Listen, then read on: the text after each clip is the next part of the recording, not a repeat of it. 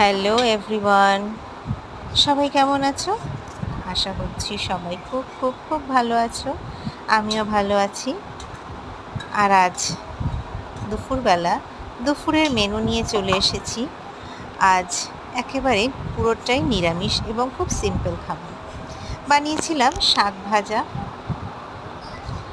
আর ছিল মটর ডালের বড়া, আর বানিয়েছিলাম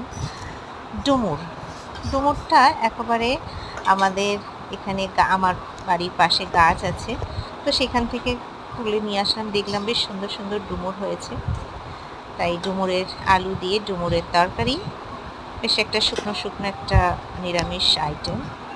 আর ছিল এই যে মটর ডাল, সেই মটর ডালের বড়া করে সেটার একটা বেশ পাতলা পাতলা ঝোল তরকারি। এই ছিল আজ আমার দুপুরের মেনু।